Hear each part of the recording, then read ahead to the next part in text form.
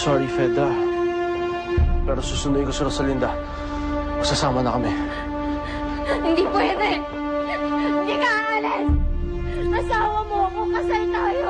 May karapatan ako sa'yo, hindi mo nga pwedeng iwan! Fedra, I'm really, really sorry. Fernando!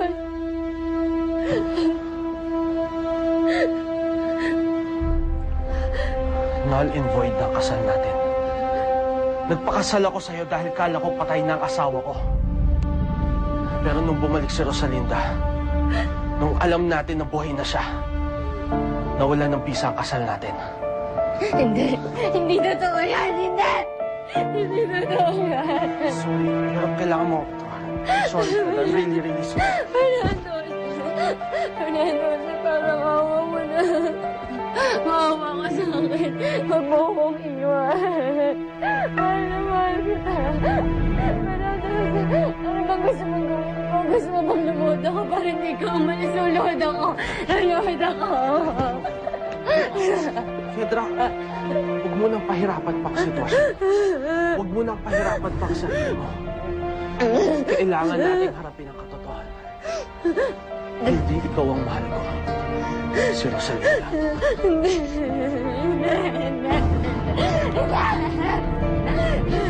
Hindi mo maling gawin sa akin. Sorry. Papanayin kita.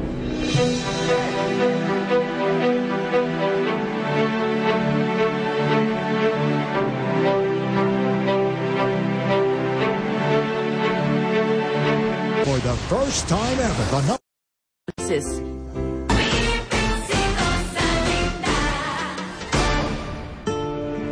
Patawarin niyo po ko, Nay.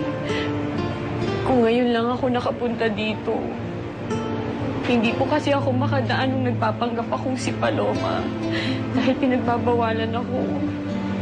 Pero maniwala kayo, Nay. Gusto ko po talaga kayong puntahan dito. Naniniwala ako sa'yo, anak. Ang importante, nandito ka na. Namiss kita, Nay. Miss na miss din kita, anak.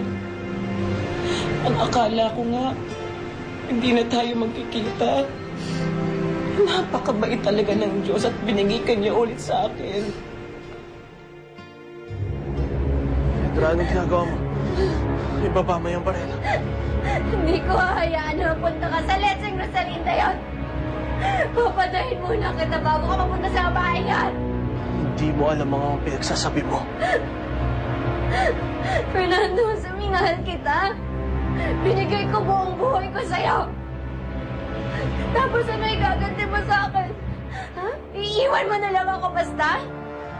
Hindi ako papayag. Papatayin kita. Papatayin na lang kita. Ate. Lucy?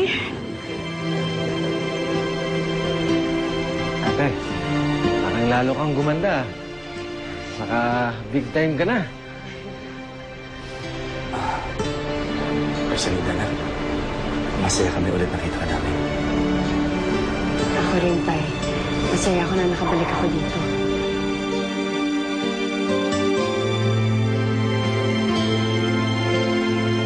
Si Tabebeng po pala ang kaibigan ko.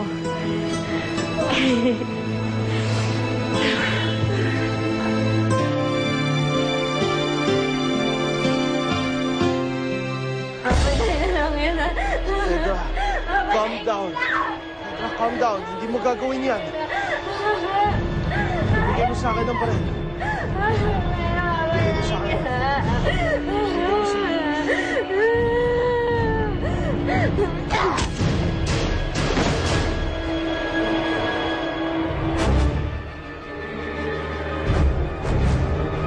Hindi ko hayaang manalo si Rosalinda.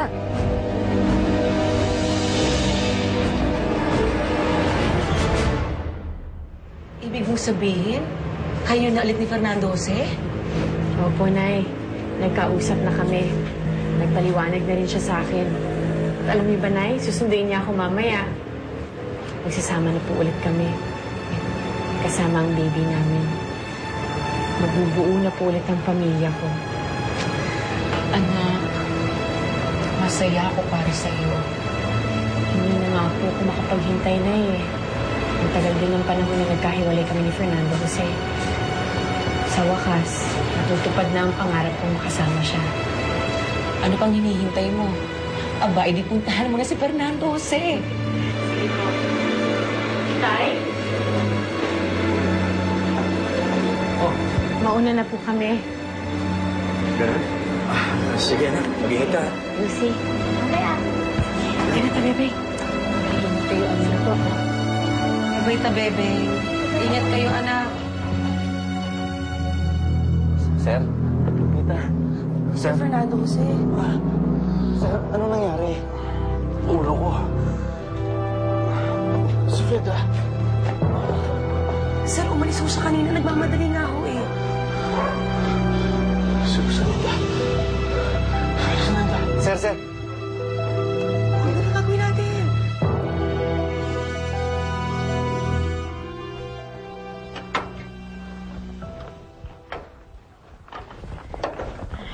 Bilisan mo ta, bebing. Baka nandiyan na si Fernando Jose.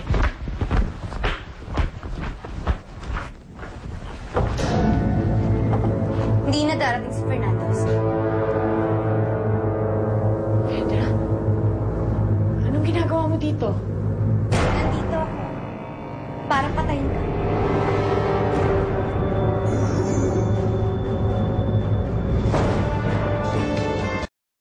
One Nescafe.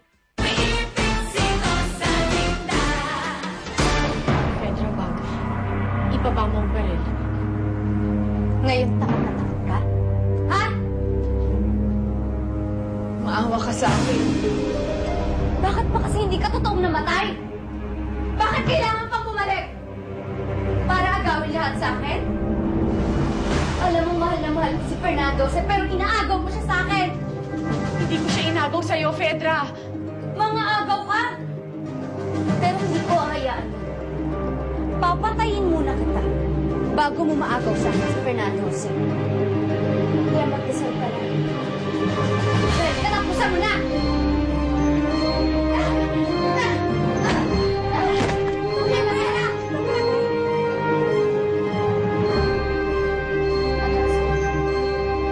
Katapusan mo na. Papatayin na kita. Dapat sa'yo mamatay! Bitaw mo!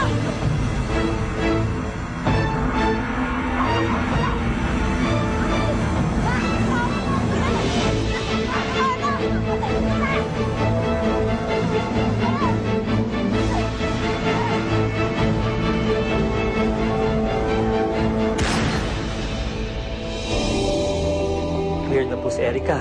Pwede niyo na po siya iuwi ngayon. Nasaan na ba yung mga magulang mo? Dapat kanina pa sila nandito. Ano po ba kasi nangyayari kay Mang Fedra? Ewan, baliw na nga yun sa pag-ibig niya kay Fernando Jose. Lahat gagawin nun.